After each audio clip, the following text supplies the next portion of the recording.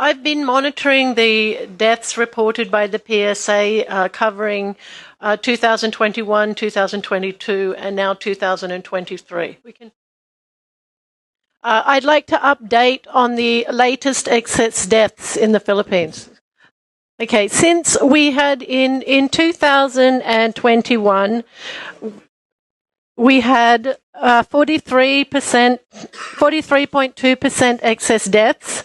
However, there was additional data given to Congressman Dan from the PSA that increased the excess deaths. It's higher than has been published. So there was additional data given. So we actually have 43.9% excess deaths. Okay, this is just very quickly, this is our birth data, and it starts at the top from 2019, and it shows that we have had a loss of babies every single year since the pandemic has started. So 2019 was our last normal birth year. And the last line at the bottom is 2023, and we can see that our births are even lower this year. Next slide, please. Okay, this slide is showing a cumulative loss of births since 2000 up to 2023 in the current data. The baseline is the 2015 to 2019 annual data.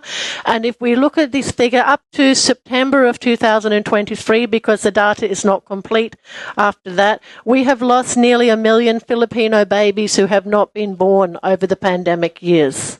Next slide, please. This is the death data. The very big spike are the deaths in 2021, which started in March of 2021, immediately consecutive with the start of the vaccine rollout. And the very big spike in deaths that we see in July and August is actually consecutive with the rollout of the Janssen vaccines. There was a big spike in deaths exactly concurrent with that. So 2022, we had lower deaths, but the deaths were still higher than 2020 by around 8 to 9%. 2023, our data is still incomplete, but the deaths in 2023 are already nearly 10% higher than 2022. So a 10% excess deaths would be considered a black swan event. You would not expect that.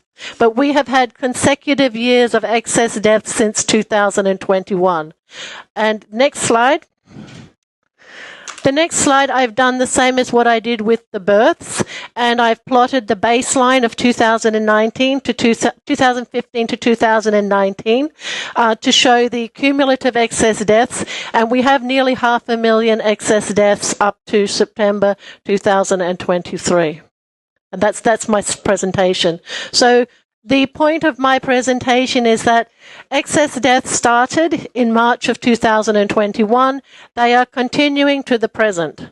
And the PSA data is still incomplete for 2023. Ms. Clark, yes? Do you believe, therefore, that those excess deaths are the result of the pandemic?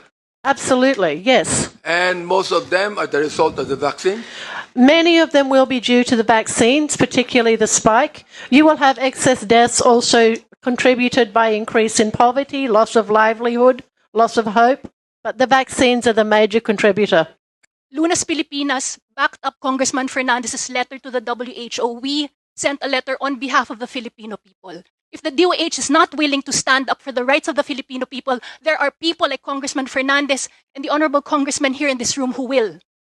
And there are Filipino people who are sick and tired of how the DOH has let us down, has refused to admit that people are dying, turning a blind eye to the people who are getting sick, turbo cancers, myocarditis, children who are suddenly sick as if they are 60, 70-year-old people. Your Honors, we have seen the cavalier attitude of the DOH here over the past 5 hearings. They don't care.